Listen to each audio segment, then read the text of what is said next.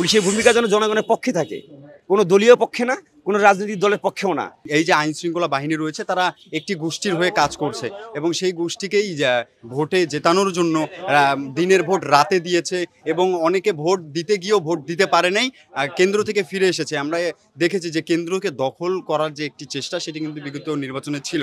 বিগত সময় দেখেছি গণ অভ্যুত্থানের আগে যে আইন শৃঙ্খলা বাহিনীকে একটি দল নিজের মনে করে যেভাবে পরিচালিত করেছে, যার কারণে আইন শৃঙ্খলার পুরো পরিস্থিতিটাই কিন্তু ভেঙে গিয়েছে। যে আইন শৃঙ্খলা বাহিনী কঠোরভাবে তারা পালন করবে, আইন শৃঙ্খলা যেন দিনের ভোট রাতে না হয় সেই সুযোগ সাধারণ মানুষ যেন তাদের ভোট সুন্দরভাবে নিরপেক্ষভাবে দিতে পারে।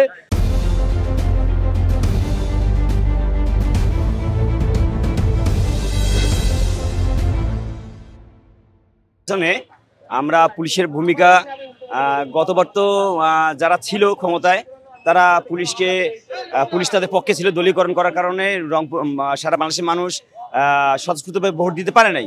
তারা একক নির্বাচন করছে, সেটা পুলিশের মাধ্যমে। আমরা সেটা চাই না। আমরা চাই বাংলাদেশের মানুষ যেন নির্দ্বিধায় মানুষ নিরাপত্তার সাথে ভোট দিতে পারে এবং পুলিশের ভূমিকা যেন এমন থাকে, নির্দলীয় ভূমিকা থাকতে হবে এবং জনগণের পক্ষে থাকতে হবে।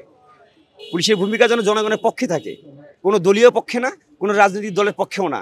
আমরা এটা আশা করি এবং সেখানে ভোট যে কেন্দ্রগুলো আছে সেখানে পুলিশের ভূমিকা এমন থাকবে, সেখানে যেন কড়া নিরাপত্তা থাকে, পুলিশের ভূমিকা যেন উচ্চ পর্যায়ে থাকে, তাহলে জনগণ ভোট দিতে পারবে ইনশাল্লাহ, আমরা আশা করি। এখন পুলিশ তো বলা যায় যে একটা ঘটনা ঘটতেছে, সেখানে পুলিশ, আমরা জানি যে পুলিশ অবগত হওয়ার পরে সেখানে দেরি করে যাচ্ছে, একটা ঘটনা ঘটার পর যাচ্ছে।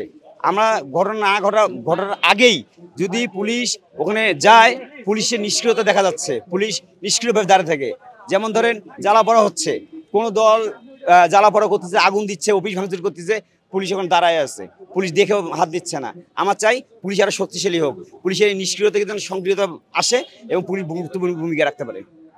আগামী জাতীয় নির্বাচনে আইন শৃঙ্খলার যে পরিস্থিতি, এখন যে পরিস্থিতি আমরা দেখতে পাচ্ছি, তাতে মনে হচ্ছে না যে এই যে আইন শৃঙ্খলার যে পদক্ষেপ বা তাদের যে নিষ্ক্রিয়তা, তাতে মনে হচ্ছে না আগামী নির্বাচনে এই যে আইন শৃঙ্খলার পরিস্থিতি নিয়ে এই নির্বাচন করা সম্ভব। এক্সট্রিম মশার কয়েল প্ল্যান্ট ফাইবার দিয়ে তৈরি, তাই সহজে ভাঙে না, সুগন্ধিযুক্ত ও নিরবিচ্ছিন্নভাবে জ্বলে। ডেঙ্গু, চিকুনগুনিয়া বাহি সহ যে কোনো মশার বিরুদ্ধে দেয় এক্সট্রিম সুরক্ষা।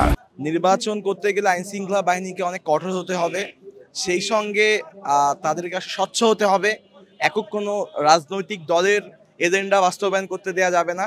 মূলত ঘটনা হচ্ছে যে যা ফেয়ার, এই দিকটাতেই আসলে তাদেরকে আসলে ফোকাস দিতে হবে। কেননা আমরা বিগত সময় দেখেছি গণ অভ্যুত্থানের আগে যে আইন শৃঙ্খলা বাহিনীকে একটি দল নিজের মনে করে যেভাবে পরিচালিত করেছে, যার কারণে আইন শৃঙ্খলার পুরো পরিস্থিতিটাই কিন্তু ভেঙে গিয়েছে।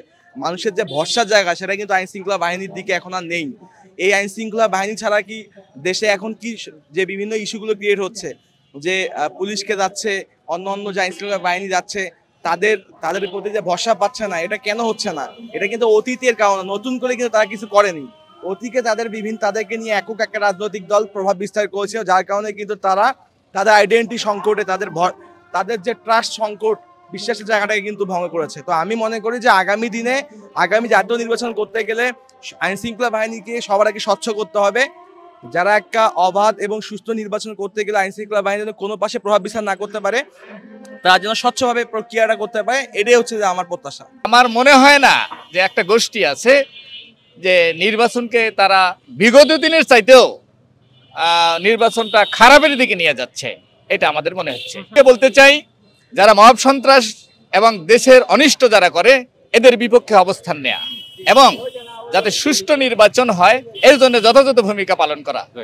আগামী জাতীয় সংসদ নির্বাচনে আমরা আইন শৃঙ্খলা যে বাহিনী রয়েছে, পুলিশ থেকে শুরু করে আর্মি, র্যাব, আমরা তাদের ভূমিকাটা দেখতে চাই যেন কোনো পক্ষকে তারা সাপোর্ট না করে একটি অবাধ সুষ্ঠু একটি নির্বাচন দেয়। কারণ আমরা বিগত সময় দেখেছি যে এই যে আইন শৃঙ্খলা বাহিনী রয়েছে তারা একটি গোষ্ঠীর হয়ে কাজ করছে এবং সেই গোষ্ঠীকেই ভোটে জেতানোর জন্য দিনের ভোট রাতে দিয়েছে এবং অনেকে ভোট দিতে গিয়েও ভোট দিতে পারে নাই, কেন্দ্র থেকে ফিরে এসেছে। আমরা দেখেছি যে কেন্দ্রকে দখল করার যে একটি চেষ্টা, সেটি কিন্তু বিগত নির্বাচনে ছিল।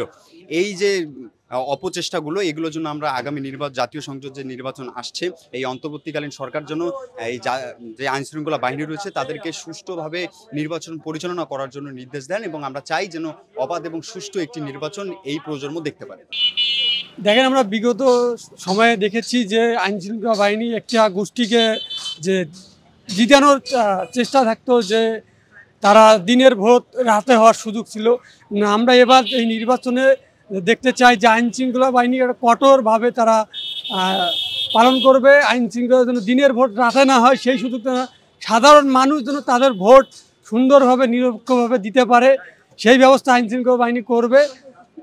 সাধারণ মানুষের নিরাপত্তার ব্যবস্থা করবে।